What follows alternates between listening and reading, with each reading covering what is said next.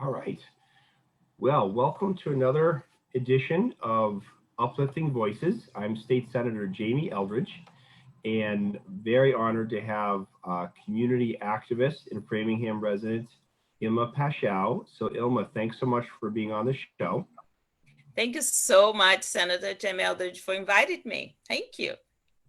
Absolutely. And I should have known this, but today is your birthday. Happy birthday. Thank you. Thank you. As you know, I'm not good with tracking birthdays, so my apologies. It's okay. I won't hold that against you. We're just going to have to celebrate the whole month. That's fine. That's right. Absolutely. Yeah, we will celebrate later. Okay.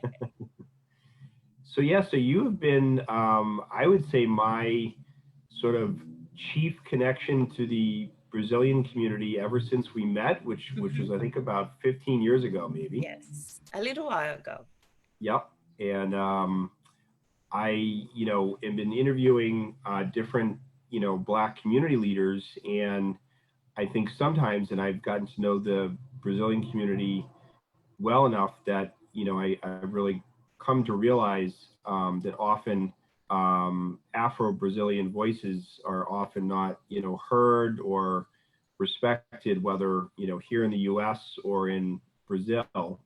And just wanted to have the opportunity to talk about that because we're hearing so much about how Black voices are silenced, and issues around diversity and obviously interactions with different aspects of society, and wanted to have a chance to talk about that. And I was curious, if you don't mind, is that and I've sometimes brought this up with other Brazilians, is that what is the concept of race in Brazil, and how is it different from America? Because I think a lot of people that regardless of their race, they come to America and suddenly they're sort of suddenly a different category or called something different. So I'm just curious if you could talk about that. Mhm. Well, that's a very interesting question, but it happens very often when people ask me that question, as well as a lot of people asking me in Brazil, and it's like, is the racist in American is as bad as people say? And it was so many times when I say, well, guess what? In Brazil is worse. Mm-hmm. And I would say it's better or worse. Is different. It is different. And I think that living in the United States for since '84, and coming here very young, Mm-hmm. coming from a family was very mixed, and of course I was raised with a very wise woman and family that I remember my grandmother showing me the books and pictures of princesses, and of course they were all white, right? But Mm-hmm. it was interesting that she would say, "Oh, guess what? She has freckles just like you." And I was like, "Yes, she's just like me." She climbed trees just like you. And so that was how I was raised. So being raised, I had the opportunity to grow up being raised surrounded of love and strong women, Mm-hmm. and say, hey, the sky is out of limit for you. You have the world is yours. Mm-hmm.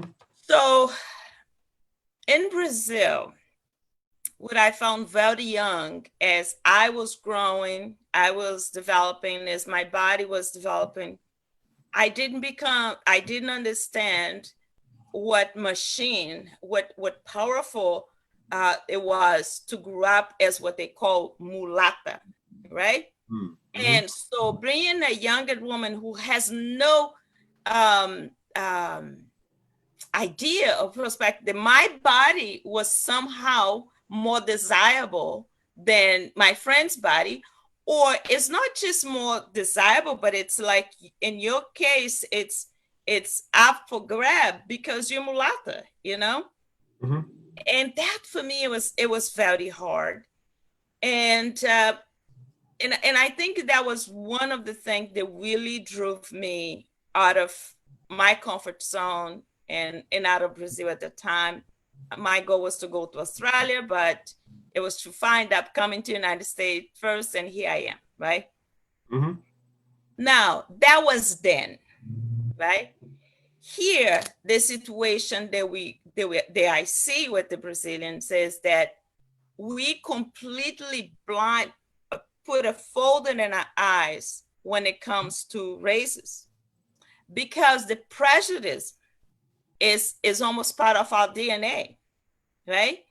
We have many ways of disqualified the most precious things that we have, which is our own, right? And we don't put that value there. So for me, being a woman and a woman of color, it's okay. But once that you reach a certain level of success, then you step out of your comfort zone.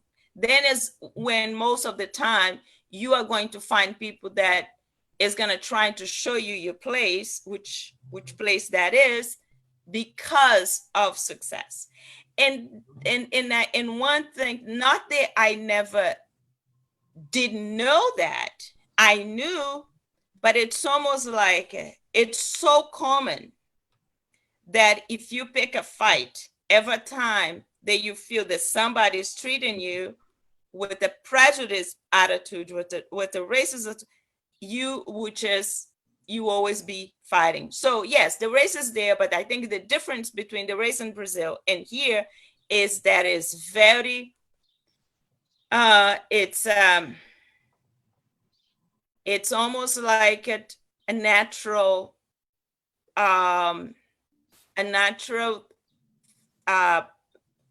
thing that people don't recognize how often it's being used. And I think that's the challenging things with race or anti-blackness is so many situations where it's not obvious to the eye, but discrimination is happening. And I'm just wondering if you're able to share some of those experiences of your observations of where you've seen that kind of discrimination here in the US, whether within the Brazilian community or the broader white community. Well, I think I prefer to use my own experience, just because the things that I'm saying is how painful and it is when some of the attitude of a racist and a prejudice can happen, where they can poison their own water just because they feel like they have to do something about this. It's like it's unacceptable. You're not a person. We are different, and in order to show that and to make sure that is being taken note, I will do anything that I can. And just one example. They don't appreciate the collectively success. They don't appreciate necessary to do things collective. Everybody is very competent and do certain things. The Brazilians are amazing when it comes to get things done. But when it comes to work together, it's very hard. And it comes a lot with the insecurity. It's coming a lot with the overconfidence, but it's a lot to do with the prejudice that they don't even understand themselves. And when, even if it is for their own good, and they always I step behind because of the lack of collaboration. And when it comes to that, it's not necessary just because they don't want to happen. It's because their own prejudice. I am better than you. I am better than that person they start this. I can do better. But I am not going to step because I am not going to be involved with this. I am better. And there's always that situation where we grew up in Brazil in certain ways. This class is better to that class. This people is from this state and this is from that state. Therefore, we are better. And that prevent us to understand our qualities, our differences, and put it on the side and build something collectively. And then another thing, which is so painful on our community, is that we fought a long time to get people who speak Portuguese in places of power, right? Mm-hmm.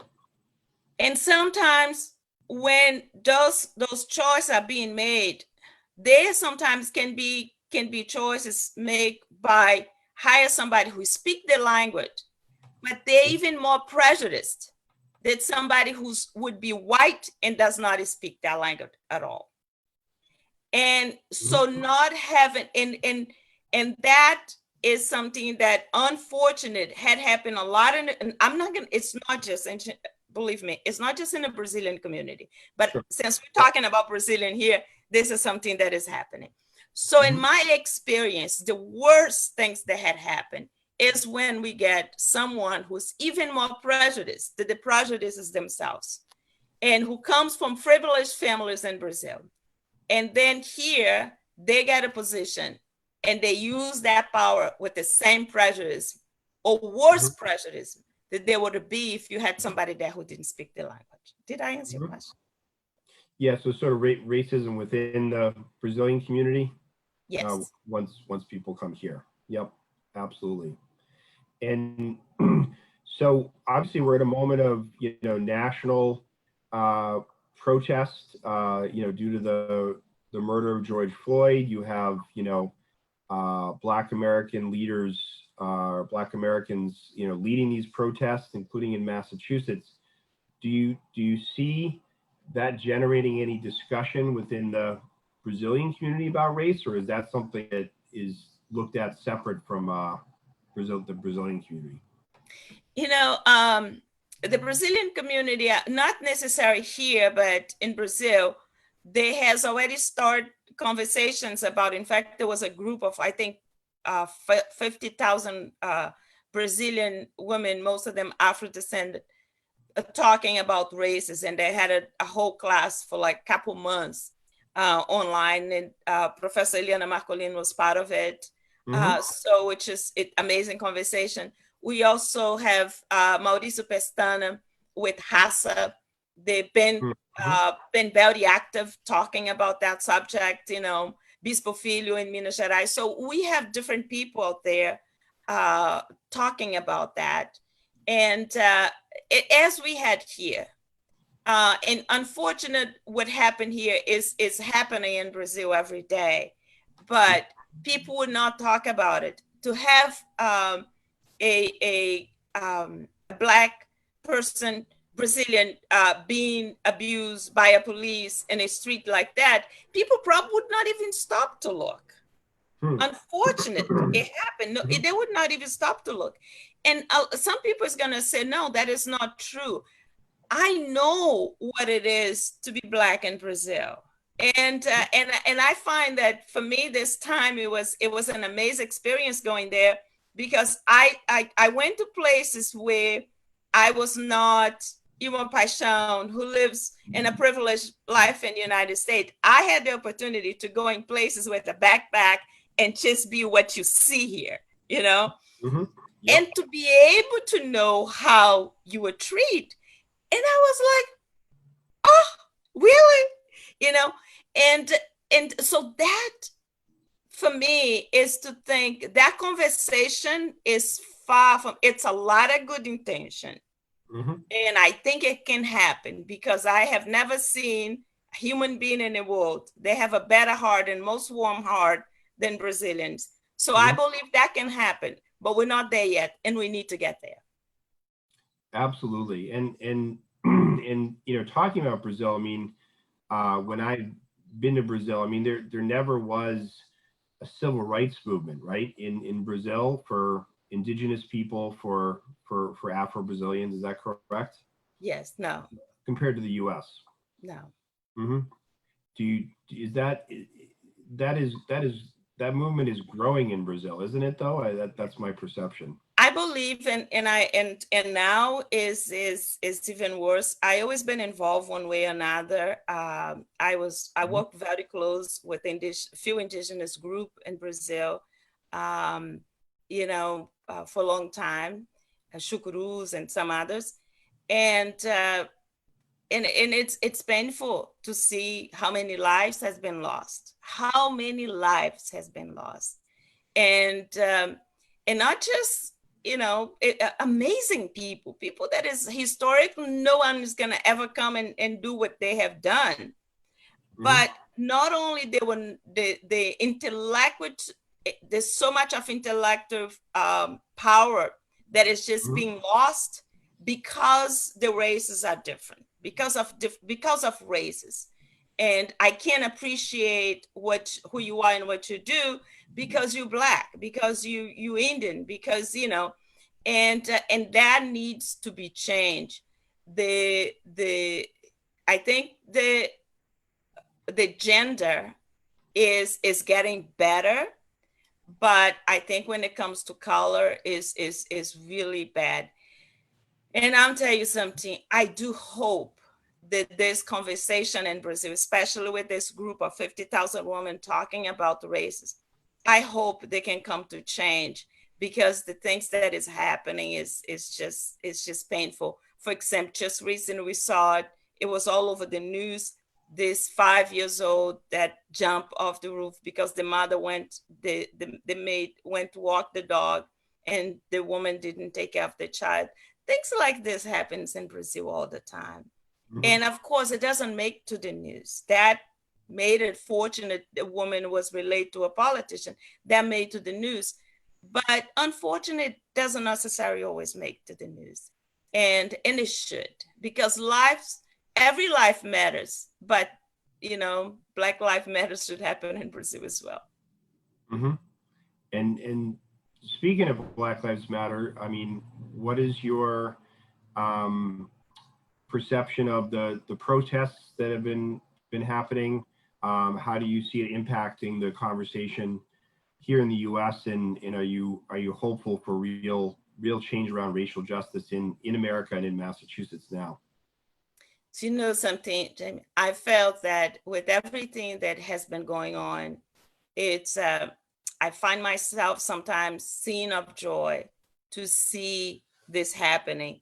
At the same time, sad to see that is a lot of anger in people from both sides.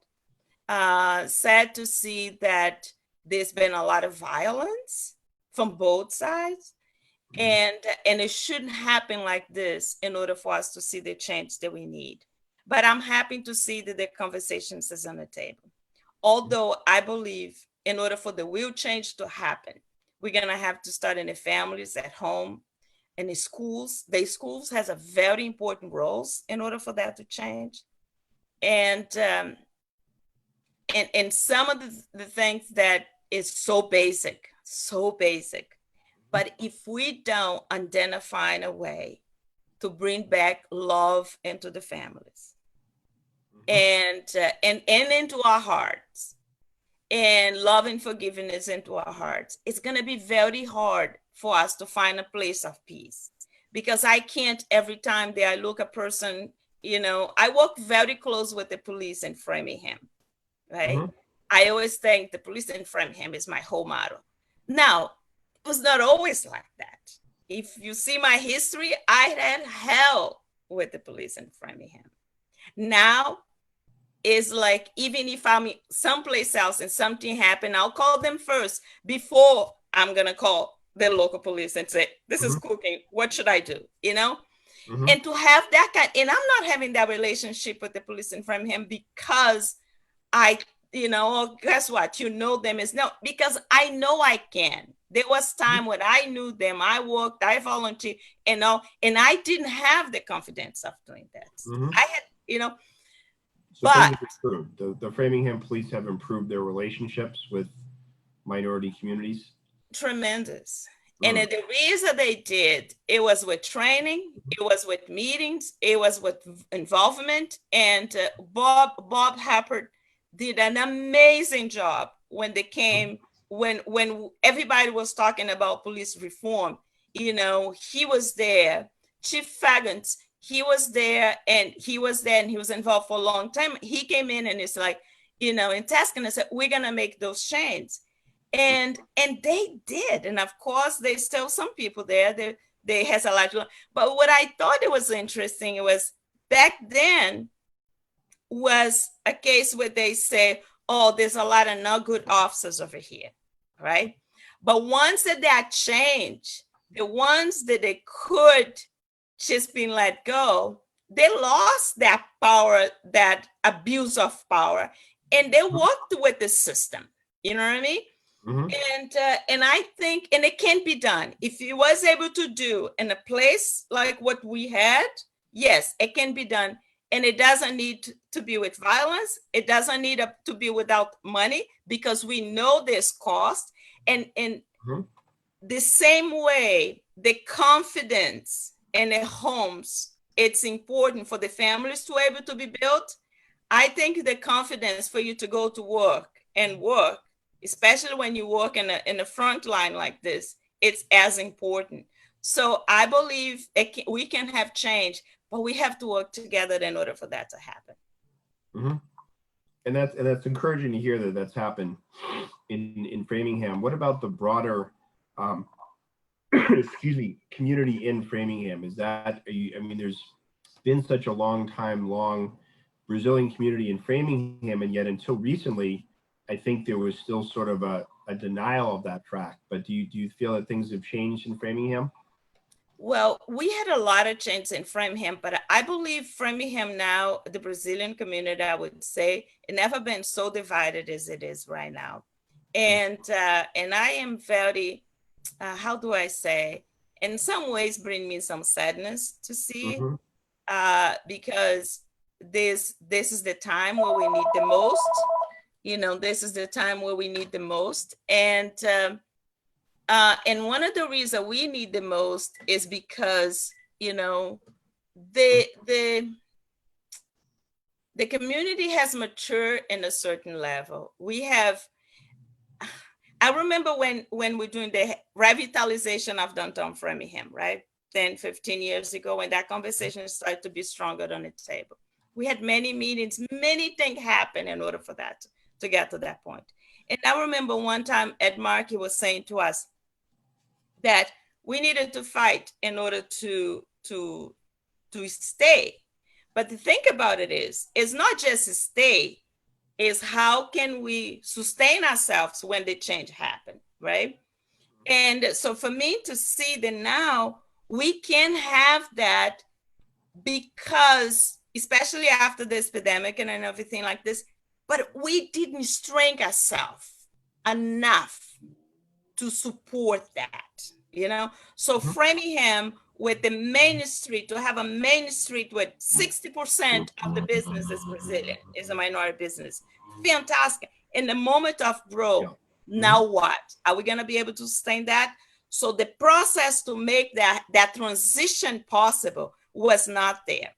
And one thing that it breaks my heart is because having the opportunity to, you know, is to be in the urban studies and plan with at MIT, you know, with some professors that have done work in Main Street for so long, we had few opportunity to bring some things to the table. But unfortunately, we are so, you know, the Brazilian business, they were not prepared to observe that information. And the local government was not necessarily sure if they want that to happen, right? So when we built BRANEC, which is the Chamber of Commerce, it was to be able to help institutions, to be able to help situations like that. That even if not every individual business was quite prepared in order to sustain the situation, whatever situation was coming on, but at least they would have a professional, they would be able to do that with them. But it didn't work because people would know at it. They're like, oh, I don't need it. I don't need it, you know? And then when they need as individual, they don't have a place to go. So and that is good. So for example, the school, we have a large percentage of students in the school system that is Brazilian. Mm-hmm. And the parents are not necessarily involved in the way they need to in order to be able to help the school and to be able to help the kids with the transition they need to go. And Mm-hmm. so there's a lot of things that brings a lot of concern to me when it comes. We have over 60 churches in Framingham, which is amazing. We hope all of them are full. Mm-hmm.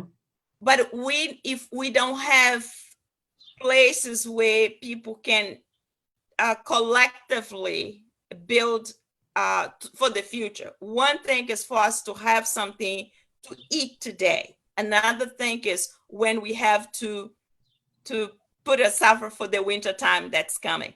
And so we have not been prepared to build the reserve that we need for the winter time to feed everybody in the winter time.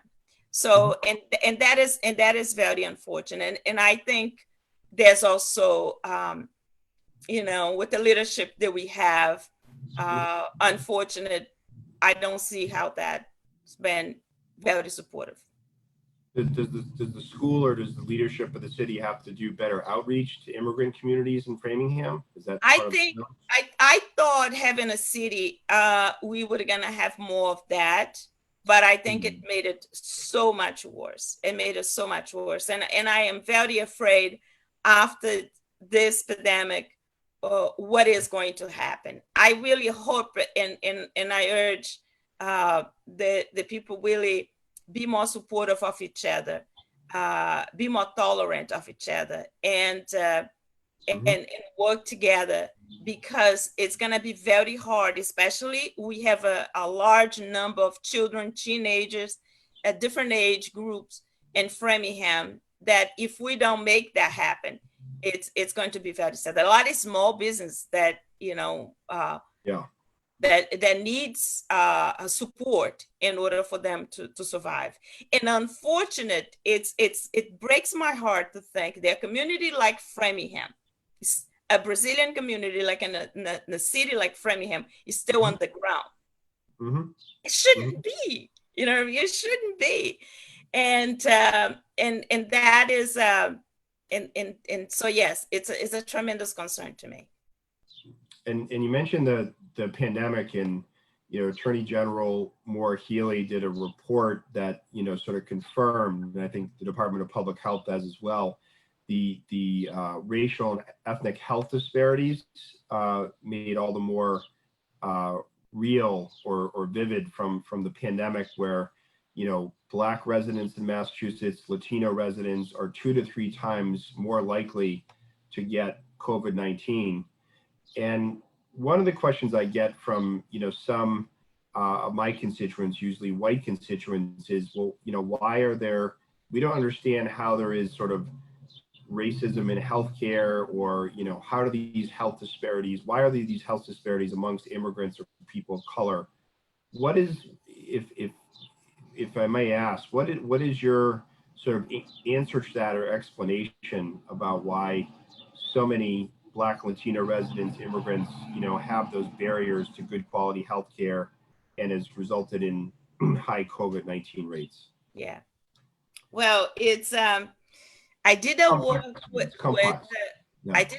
with Dr. Brian Gibbs and at the Metro West Foundation years ago, which result with the opening of Kennedy clinics and other, and it used to be worse. Believe it or not, it used to be worse. One of the reasons it happens is, one, people when they come here, a lot of them already don't have the habits of going to the doctors, right? And then they come here, they're always afraid that they're gonna get a big bill. And that is another thing. But but it's so funny because sometimes even people who has insurance, they still have difficult going to the doctor. Mm-hmm. So the health education is crucial about that. Mm-hmm. Now, just to tell you one little tiny stories about ignorance. And when I talked about ignorance, I'm not going to say the person is bad. It's the lack of knowledge and not trying to find the information about it. Mm-hmm.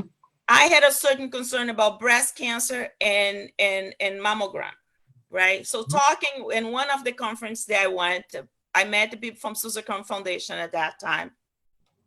And they ended up doing a grant for us to do an education for mammogram and pap smear. We got a grant for that. It was amazing. Mm-hmm. We were supposed to see, I think, 40 women. We saw 150 women in tests, right? And it was such a fight where we had Brazilians going against because we were talking about private parts of the women. And who am I to talk about private parts of the women? We had one time, Maestro Vando called me and he said, Ilma, I can't talk about this in the air because one of my sponsors say, if I talk about this, he's going to take his sponsor away. So that's the level at that time, which was about the time that I met you. So anyways, so that's the kind of, so when we did the research, and if someday you have the opportunity, you could read that. When we did the research, we found that the bigger reason people was getting sick, and there was lack of education. It was like the woman had better chance to go to the doctor, but the man it didn't. And if the woman had to choose between the children and her, the woman will send the children, but they won't go. And if one person have a medication for something and that worked, everybody would just take the same medication. So unfortunately, that didn't change much. Dr. Ribeiro, since he came to Framingham, he did a series of process of education where he would go to the station and talk to people about basic things of health. That was a tremendous help. Now with the internet, I think people has more information, but in the Brazilian community, we still, a lot of problem is lack of information about health. The Kennedy Clinic in Framingham does a tremendous work. Dr. Milagro also does a tremendous work with insurance, and but that is a problem. I had a case where I translated for a case occurred over the phone for a mother and a son. They had COVID-19, and I'm telling you something. I had to stop a few times to cry because I could not believe a situation like this. I just could not believe a mother and a son. They both got, and so she went to the hospital. The result came positive, so they sent her home with the son. That's it. Now, the son, 14 years old, was the one taking care of the mother. She never received one call with somebody say, guess what? Are you better? What's next? And you could talk to the woman and you see that she was naive. She, you know what I mean? She was not like it. She knew exactly what to do. And then because she wants to go to work, she didn't have any ways to find out if she still had. And that's like 2 months later. Right? So she went all the way to Lower to be able to get a test. So she could go back to work. But she's still feeling symptoms, very scared, but she's back to work. But she doesn't even have a doctor that she could go to and find out if she's better or not. So what that told me was, and I was like, what about this son? Oh, I think he's okay. So what I can see about this, that is going to be symptoms residual from the physical and emotional and consequences that is going to follow people for a long time. And I don't think they have place to go, or nor do I think they know where to go. This person had insurance. It was not even like, oh, this person doesn't have. No, this person had insurance. You know what I mean? But still not having insurance, she didn't have a place she didn't have a doctor to go. The clinic that she knew, they did the Kennedy Clinic, I think the waiting list is like 6 months in order for you to go to a place like that. So the health situation, not only in the mental health situation, is even worse. so there's still a lot of work to be done. And I mean, you've been a community leader in Framingham for longer than I'll say, but I can't thank you enough for all that you're doing. You know, more needs to be done, and I'm hoping that this moment in time around protests around police brutality, Black Lives Matter, will have an impact that, you know, helps every single person in Massachusetts, including people in communities of color. So, so I want to thank you so much for coming on to Uplifting Voices. It's always a pleasure to talk to you. And just curious if there are things you're particularly focused on right now as a community leader. Well, right now I'm working for a private group, and so it's interesting for me to work in this level instead of, you know, out there with my hands on, as I like to do. But but my thoughts is with the community, my thoughts and my love, and I hope if someday I go back to it, I like to work with the school, with the families, and in connection with the families and school, and also hoping to do whatever I can so we can have not just the Brazilian, but everyone to put the difference on side and work together in order for us to preserve what has already been done and to conquer it more. Because I think what bothers people who are prejudiced is our success, but too bad, because we will succeed. Absolutely. We've done before and we'll do it again. You're one of the most positive persons I know. So thank you so much for coming on Uplifting Voices. Thanks for those that followed today's discussion. And this is a weekly discussion. So thanks everyone for your ideas and suggestions. And Ilma Paixão, thanks so much for coming on tonight. Thank you, Senator, for everything you do. I appreciate. Mm-hmm.